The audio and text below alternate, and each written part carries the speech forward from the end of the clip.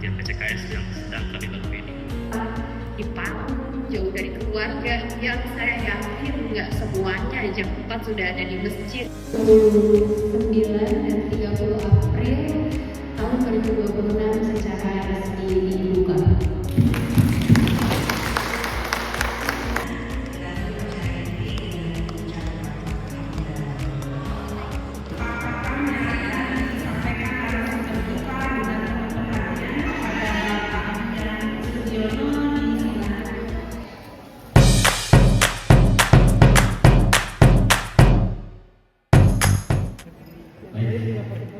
Bismillahirrahmanirrahim. Assalamualaikum warahmatullahi wabarakatuh. Waktunya untuk saya memaparkan itu rancangan proyek transformasi pendidikan sekolah. Menurut saya sendiri ini lebih murah daripada yang peserta yang pertama dan lebih mudah karena saya terinspirasi dari pernah ikut dulu melaksanakan lomba namanya APEM ya, alat peraga ya ini juga saya juga juara APEM juga APEM-nya enak, alat peraga itu pasti murah. Saya yakin itu ada beberapa perlengkapan yang dibutuhkan juga semuanya sudah familiar. Makanya saya sebut handphone saja kawan-kawan.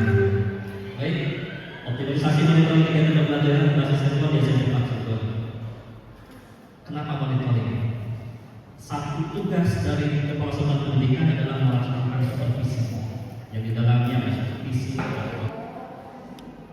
terencana dan dimonitor secara berkelanjutan supaya apa? Supaya tidak lepas kendali sesuai dengan tracknya. Nah kemudian roh di sekolah itu kan pembelajaran di mana di kelas penting untuk memastikan terjadi sebuah proses pembelajaran di kelas.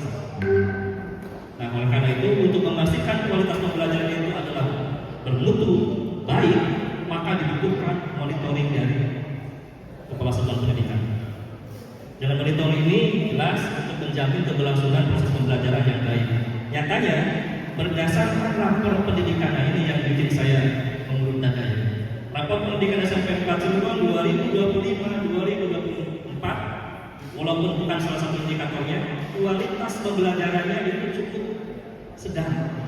Saya sendiri ingin memastikan bahwa di kelas itu dari mulai jam pertama sampai jam terakhir itu terjadi pembelajarannya.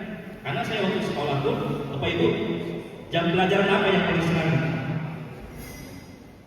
Jam pelajaran apa yang paling senang Bapak Ibu?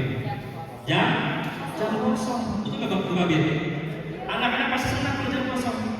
Nah, dengan adanya monitoring ini, saya bisa melihat oh di kelas ini kosong. Oh di kelas ini ada tugas. Oh di kelas ini tiba-tiba ada atap yang roboh. Oh di kelas ini ada yang sakit. Nah, supaya bisa real time, maka perlu adanya informasi. Ya, makanya ini dijadikan sebagai proyek. Oh ya, 98% guru yang jalan adalah dengan inovasi ini untuk meningkatkan efektivitas monitoring. Kita sebagai kepala satuan pendidikan tidak mungkin, walaupun setiap pagi berkeliling, tapi di antara jam di tengah, di akhir, memastikan pembelajaran berlangsung kan perlu ada inovasi atau alat. Nah kemudian tujuan yang lainnya adalah yang lebih penting adalah untuk menjamin keberlangsungan kegiatan pembelajaran berjalan dengan sebaik-baiknya. Sasarannya kami sebagai kepala satuan pendidikan, guru, bukan hanya guru BK, staf pendidikan, TU dan juga siswa. Ini sasarannya. Nah dari proyek ini, dari segi kepemimpinan pembelajaran, ini menjadikan sebuah satu tentunya ini adalah fondasi kolaborasi antara kepala sekolah, guru, TU dan siswa. Nah kemudian transformasi tata kelola berbasis data dari awalnya manual hanya administrasi pengisi saja yang terhati di depan berpindah walaupun hanya sederhana di HP. Gampang tidak akan kita patenkan. Yakin sekolah yang lain pun pernah atau menggunakan ya metode ini. Nah berikutnya kepemimpinan spiritual, nilai-nilai kejujuran, integritas itu bisa terlihat dengan nilai monitoring ini. Nah ini bisa dilihat apa inovasi transformasi yang dihadirkan dari manual ke digital walaupun hanya menggunakan perangkatnya handphone. Dari mulai perkiraan, asumsi, ke berbasis data, real time ada datanya. Kalau seorang guru hadir, masih ketahuan hadir. Kalau seorang guru memberikan tugas, walaupun ada di ruang guru tapi tidak masuk kelas, kelihatan. Nah kemudian dari pengamatan terbatas ke faktor yang berkelanjutan. Minimal di hari ini dari masuk sampai terakhir itu bisa terpantau, termonitor. Nah, inovasi utamanya itu adalah melaporkan kegiatan pembelajaran yang terjadi di hari itu, ya, secara atau berbasis handphone, menggunakan alat berupa handphone. Nah, kemudian menggunakan platformnya yaitu handphone, kemudian dibuat grup namanya Simple Group.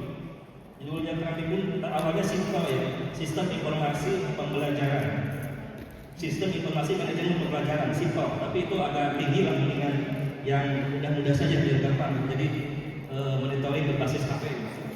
Nah kemudian ini dilakukan secara harian dan dievaluasi per mingguan.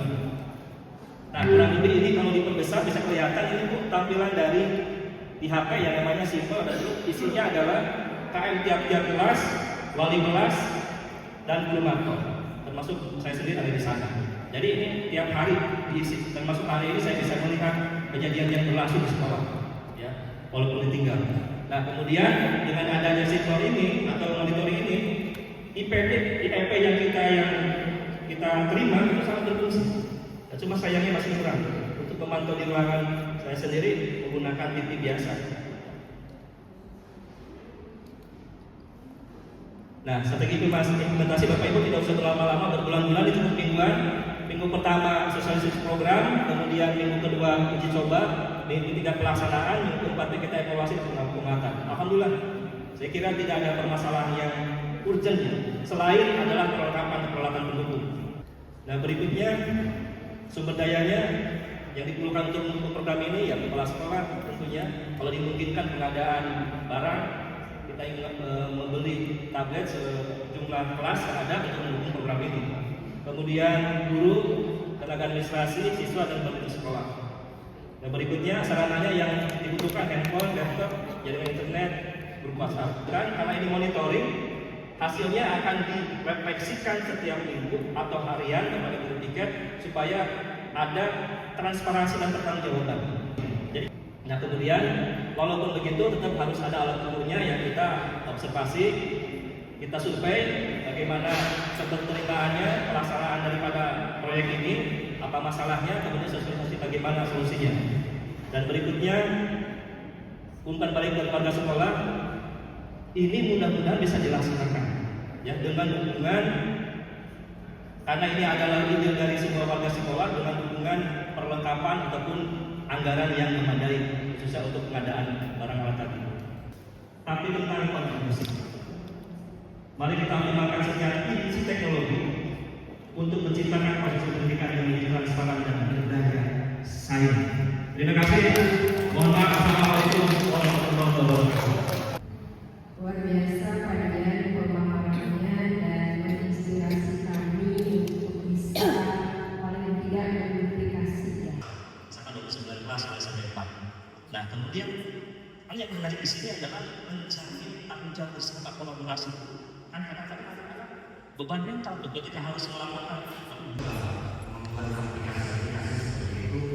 Cuma kadang-kadang kalau dibuat sendiri itu ya keberlanjutan, dan saya yakin bukan hanya program ini. Menariknya adalah